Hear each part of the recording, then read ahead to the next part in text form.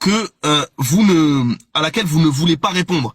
Et je pense que vous savez pourquoi vous n'allez pas répondre à cette question-là. Mais du coup, je vais la réitérer devant ces personnes-là, devant ces 200 personnes, afin de voir et d'observer si vous allez enfin nous répondre à cette question qu'on vous pose depuis 30 minutes, voire 40 minutes.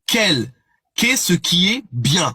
Est-ce que, par exemple, quand, je sais pas moi, je fais un cadeau à quelqu'un, ou voilà, j'ai un rapport consenti avec quelqu'un. Est-ce que c'est bien? Est-ce que c'est faire du bien? Est-ce que je fais du bien à cette personne? Répondez-moi juste oui ou non. Oui. Est-ce que quand je... Si c'est consenti, où est le problème? Parfait. Donc, quand j'ai un rapport consenti avec quelqu'un, c'est bien. D'accord. Question que je vous pose. Si j'ai un rapport consenti avec ma sœur, en ayant des rapports protégés, sans que ça engendre d'enfant, c'est bien ou c'est mal du coup? On s'est consenti, hein. C'est consenti. C'est bien ou c'est mal? Je vais garder un silence religieux afin de vous faire le cadeau de pouvoir utiliser l'argument du ah ah ah. Vous répondez quoi, monsieur l'apostat, maintenant que non, parce que l'islam a la solution. L'islam interdit les rapports entre frères et sœurs. Nous, on a la solution. Donc, je vous laisse, allez-y. Je vous en prie, déroulez votre argumentaire. Donc là maintenant, je vous ai posé la question, on récapitule. Je vous ai posé la question de qu'est-ce qu'était le bien. Vous m'avez dit le bien, je vous ai donné un exemple. Est-ce que si j'ai un rapport consenti avec une personne, c'est bien? Vous me dites oui, c'est bien. Du coup, moi, la question que je vous pose, c'est, est-ce que si j'ai des rapports avec ma sœur, ma propre sœur ou ma mère, est-ce que c'est bien? Sur votre définition, c'est bien. Et le fait que vous disiez, ah, tu m'as eu, c'est ça? Alors, je vous préviens, la photo n'est pas contractuelle. C'est la première qui m'est tombée sous la main pour mettre un fond d'écran sur cet audio. C'est l'audio qui compte. Je commente ce petit enregistrement amusant qui est publié, hein, je rappelle, je signale, il est publié sur le compte d'Apostat Kafir. C'est lui qui le publie, c'est pas l'autre mec qui pose la question. Vous avez là un truc assez intéressant parce qu'en fait, il essaye, islamiquement parlant, alors c'est rigolo, mais il essaye islamiquement parlant de piéger Apostat Kafir en disant, alors, s'il y a que le consentement qui compte, si deux personnes ont un inceste, c'est bien. Alors déjà, il confond non mal avec bien. Alors, je rappelle que ne pas être bleu, c'est pas être orange. Hein. L'opposé et le contraire, c'est pas la même chose.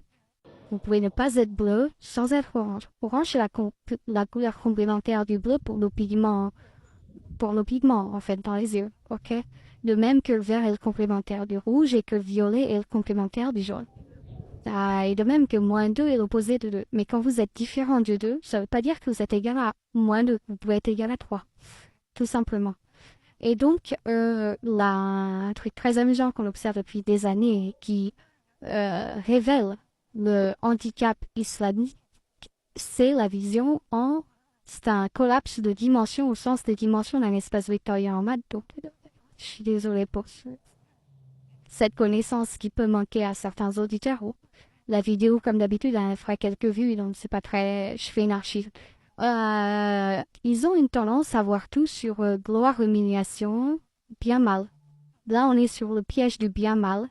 C'est-à-dire que lui, il pense piéger quelqu'un en étalant son handicap.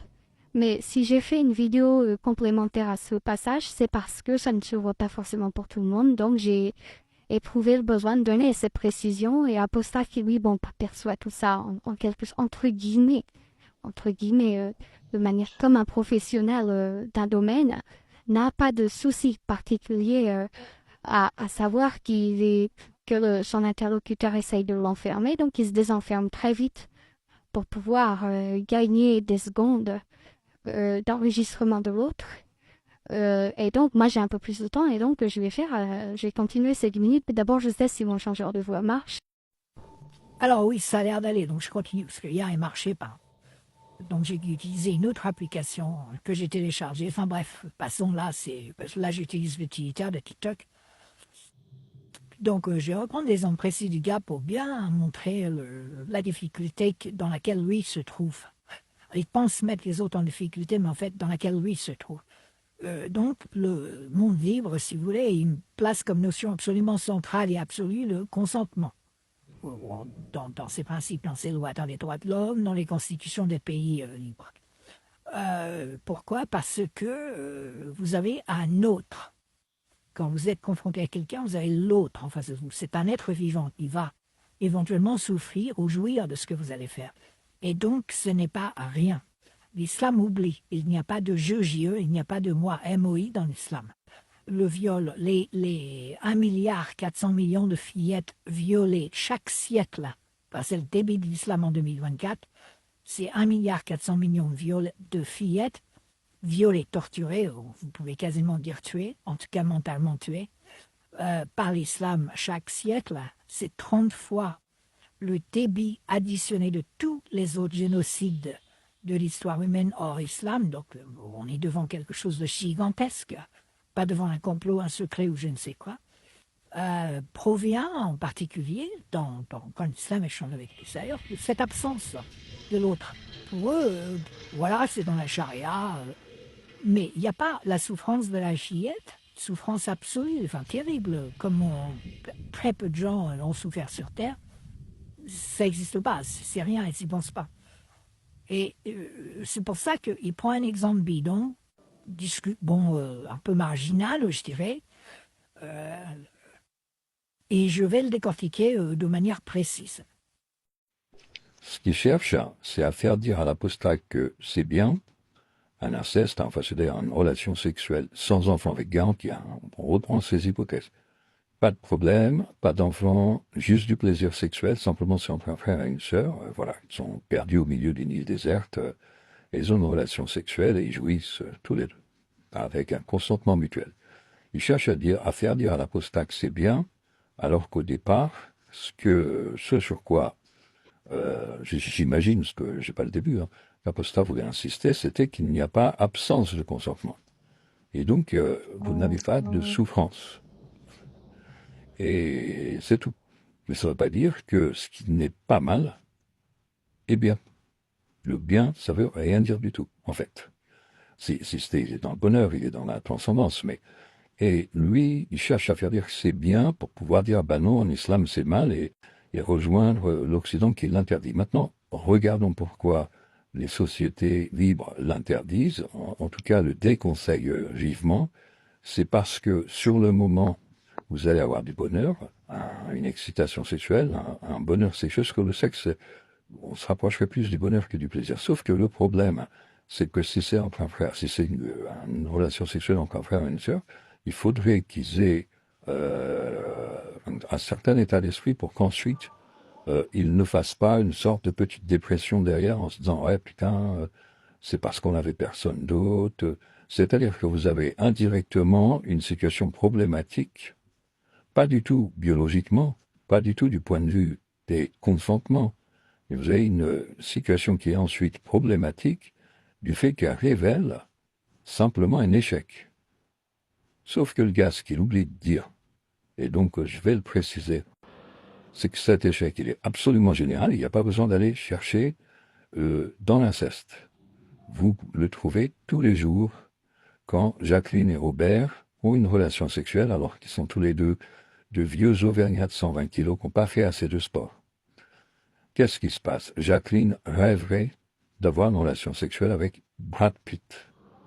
Mais pourtant, elle va se contenter de Robert. Et parfois, quand Robert est loin, quand il est absent, elle pleure de n'avoir que Robert. C'est exactement la même chose. Il n'y a pas de différence.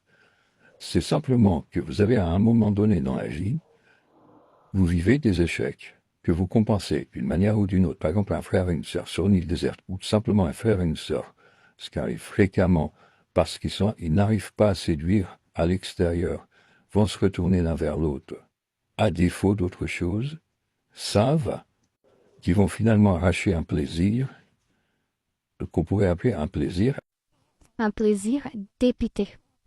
C'est-à-dire à défaut d'autre chose. Je vais prendre un autre exemple. Vous allez au resto, vous voulez absolument manger des moules au roquefort, il n'y en a pas, vous vous demandez une raie au capre, il n'y en a pas non plus, les stocks sont épuisés, et finalement vous allez devoir, alors que vous vouliez manger du poisson, vous rabattre sur un bœuf bourguignon. Il il pourrait être très bon et ce sera un plaisir d'épiquer.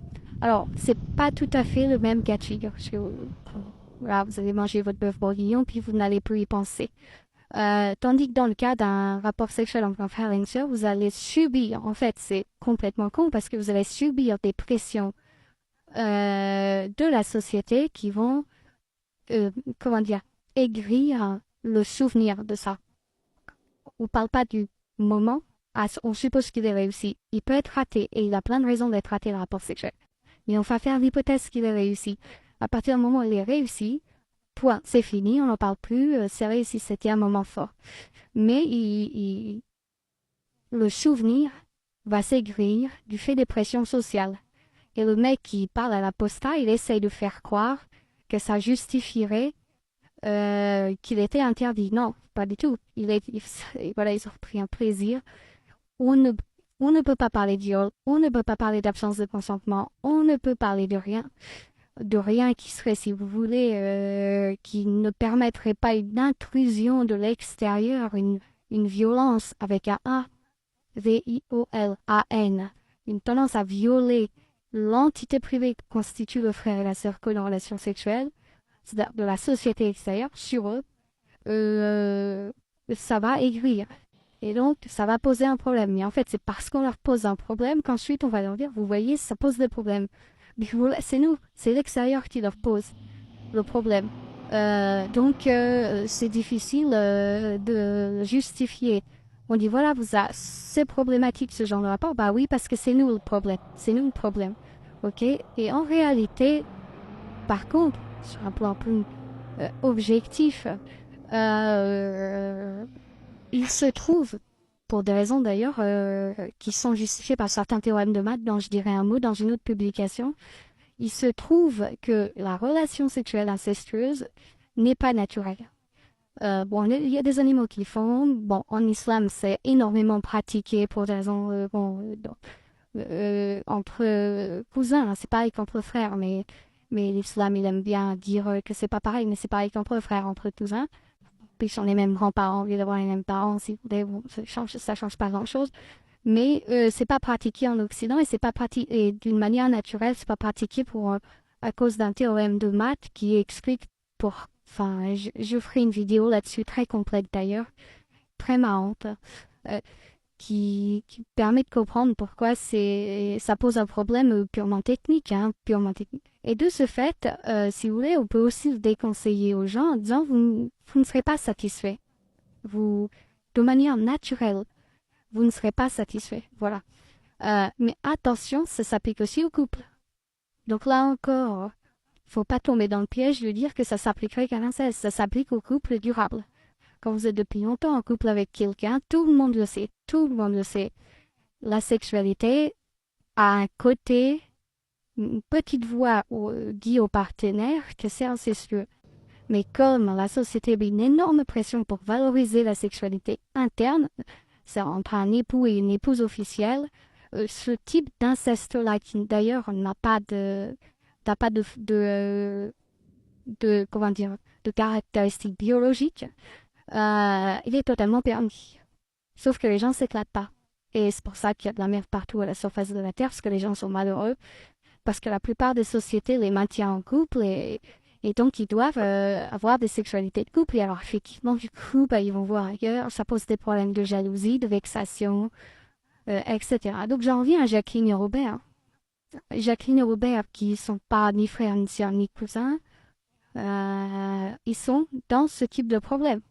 Mais pourquoi? Parce que ils sont trop gros, mal entretenus, ils ont beaucoup travaillé, ils n'ont pas été récompensés par la vie de leur travail, typiquement dans le monde agricole, puisqu'on tape énormément sur les agriculteurs. Notre système il est extrêmement violent contre les agriculteurs, il les paye peu, il les traite mal, enfin, tout le monde connaît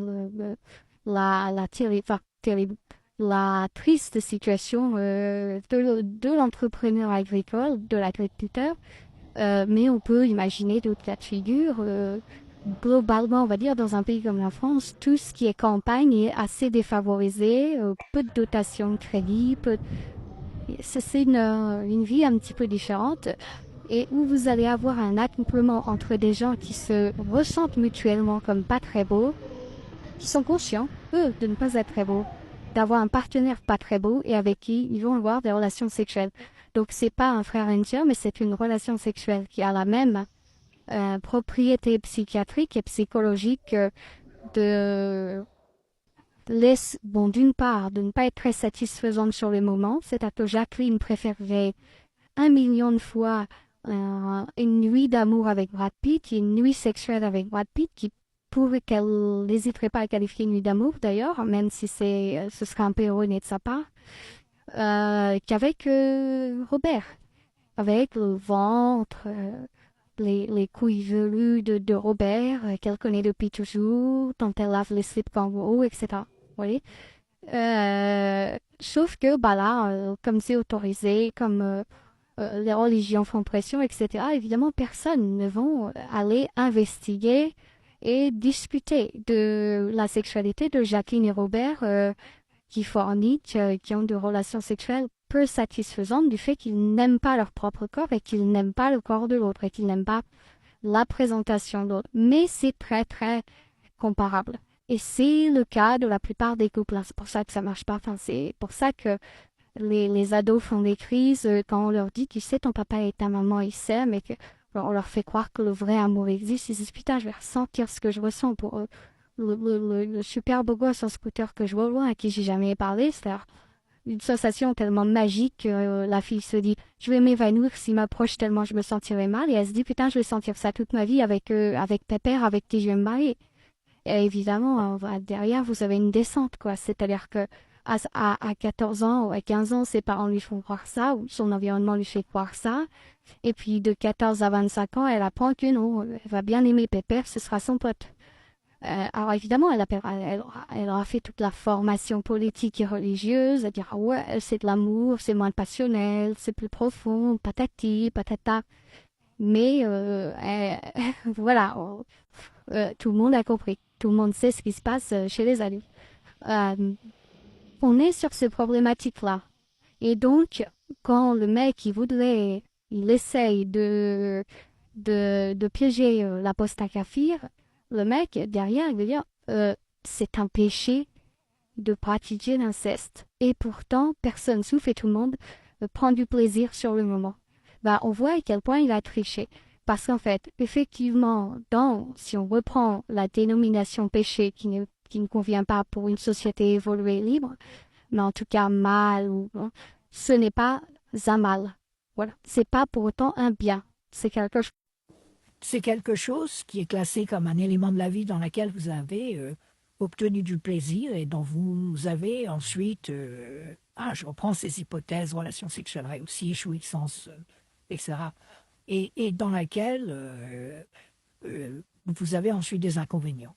Mais si c'est interdit, ou si c'est déconseillé, puisqu'on ne peut pas l'interdire dans les sociétés libres, puisqu'on a pour principe de ne pas faire intrusion dans la vie privée des gens. Pour l'interdire, il faudrait littéralement violer les personnes qui auraient fait ça et en leur disant « venez là, nous racontez ce que vous avez fait ». Donc non, nous on fait pas ça en Occident. Dans les sociétés libres, qu'elles soient de droite ou de gauche, on fait pas ça. Ça, c'est une monstruosité. On viole pas les gens. Voilà. Maintenant, si on fait une documentation, si on écrit des livres, si éventuellement on fait des pubs gouvernementales à la télé pour dire c'est déconseillé, ne le faites pas, ça va pas, c'est pour les raisons techniques. Et ça, le gars, il n'est pas capable de comprendre qu'il y a une différence entre déconseiller quelque chose, comme par exemple, on va déconseiller aux gens qu'est-ce que je pourrais dire? Ils sont libres de faire quoi, les gens? Ils sont libres. Voilà, on va déconseiller aux gens de faire un chèque avec le montant complet de leur compte en banque au premier clochard qu'ils vont croiser, parce que derrière, ils seront eux-mêmes clochards. Donc, on va leur déconseiller. Mais ils ont le droit. Ils ont le droit. Ils peuvent faire un chèque de 2728 € au premier clochard qui croise. On va juste le déconseiller. C'est exactement, ça rentre dans la même catégorie. Et simplement, c'est très facile à définir.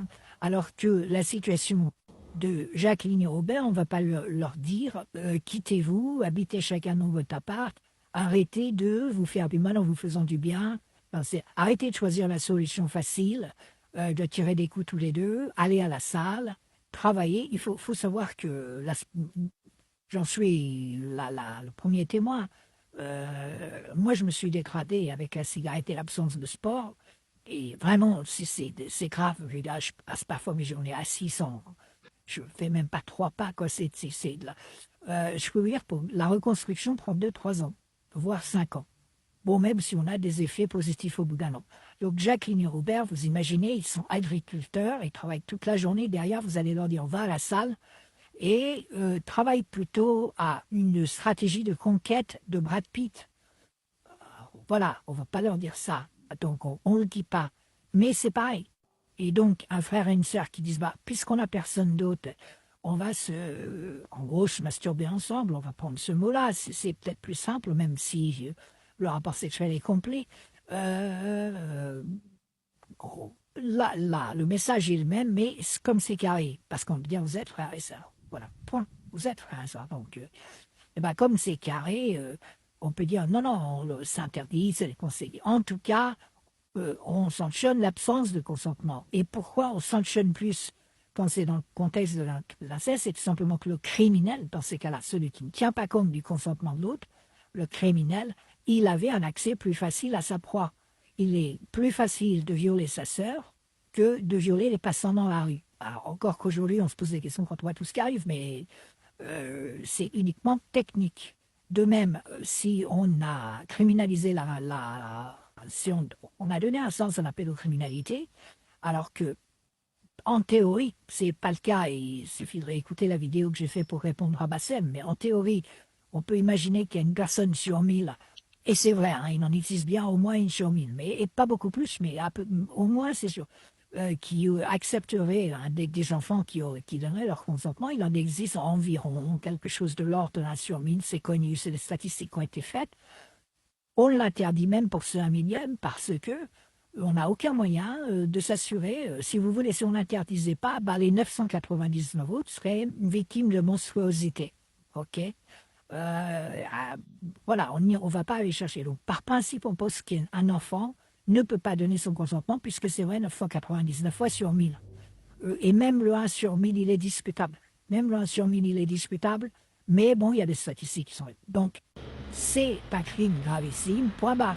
Il n'y a pas à discuter et il n'y a pas à dire une fois sur... Le risque zéro n'existe pas. Le niveau zéro n'existe que très rarement dans la vraie vie. Donc, il n'y a pas à aller évoquer le 1 sur 1000 qui, potentiellement, pourrait donner un consentement pour venir justifier la pédocriminalité, puisque typiquement l'islam, lui, permet la pédocriminalité de manière officielle, fait même des fêtes en famille, voilà, les mecs ils achètent des fillettes de 6 ans, ils appellent ça un mariage, la famille vient, c'est la fête, on crie à la Wakbar, et on repart, le mec il repart avec la fillette, et puis après il arrive souvent qu'elle meurt parce que le rapport sexuel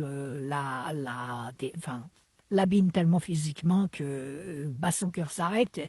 Et quand c'est pas son cœur qui s'arrête, elle a tellement souffert que l'organisme s'est détérioré. Enfin bref, voilà toutes les monstruosités. Mais ce gars s'apprêtait en fait à justifier les règles de l'islam. Ce qu'il faut bien retenir, c'est qu'il voulait placer l'espace des configurations disputables en dimension 1, bien ou mal. Et il voulait piéger Apostat Kafir en disant, puisque ce n'est pas mal, c'est bien. Puisque tu ne mets pas sur les abscisses négatives de la droite graduée, puisque tu ne mets pas à -3, ni à -50, ni à aucune abscisse négative, c'est que tu le mets sur les abscisses positives. Ben non, vous avez le plan déjà, où il y a des tas de points qui n'ont pas de... qui ne peuvent pas être placés sur une droite, qui ne peuvent pas être comparés. Vous ne pouvez pas dire il y en a un qui est mieux que l'autre. Mais en plus de ça, notre espace de configuration ici, il n'est même pas de dimension 2, ni 3, il est beaucoup plus important. Et puis voilà, je viens de discuter son cas précis, puis je ne vais pas saouler. Mais j'avais envie de le commenter parce que, dernière chose quand même, le mec, et c'est là où c'est important, il n'est pas de mauvaise foi. Il est de mauvaise foi dans son intention d'orienter le débat vers l'exemple. Il est de mauvaise foi en prenant l'exemple, parce qu'il sait que cet exemple ne signifie rien du tout, et voilà, qu'on ne va pas lui répondre là-dessus. Mais il n'est pas de mauvaise foi dans son traitement de l'exemple. Il est réellement handicapé mental, le mec qui parle à Apostat Kafir. Et j'ai des preuves de ça, et j'ai des extraits, et j'ai classé. Il ne perçoit pas les autres dimensions. Il voit vraiment le monde en bien mal. Et ça, c'est terrible. Parce que ce handicap, ce handicap mental, psychiatrique, grave, il provient, comment il s'est retrouvé comme ça, amputé, à subir une ablation d'une partie de son cerveau par l'islam. Eh bien, vous ne devinerez jamais, enfin, je l'ai déjà dit dans d'autres vidéos, mais si c'est la première que vous écoutez, il ne vient pas du contenu de l'islam, il vient de la nécessité de s'automutiler pour lutter contre les baisses de foi. C'est-à-dire c'est un peu comme s'arracher les yeux pour ne pas voir des horreurs, et pour se dire que ces horreurs sont bien. Eh bien, pour arriver à croire au Coran, pour arriver à ne pas apostasier, les gens s'automutilent et deviennent comme ce mec qui a posé des questions à Apostat Kafir, c'est-à-dire, ils vont tout placer sur une même droite, mais au bout d'un moment, ça devient naturel chez eux, et à ce moment-là, ils sont de bonne foi quand ils font un traitement de l'exemple. Après, le choix de l'exemple était effectivement fait avec mauvaise foi, fait de manière malhonnête. Mais le traitement de l'exemple lui-même, il est honnête. Le mec qui pense vraiment que quand quelque chose n'est pas mal, c'est bien, et que quand quelque chose n'est pas bien, c'est mal. Voilà, le mec qui pense ça, pense que mal est le contraire de bien. Il n'est pas capable de voir que le mal et le bien sont opposés sur une droite qui représente quasiment rien dans la vraie vie. La plupart des configurations sont en dehors de cette droite. Putain, c'est chiant cette appliquette. Elles n'ont rien à voir avec le bien et le mal. Et voilà, blablabla, parce que de toute façon, il arrête la vidéo un peu avant la fin.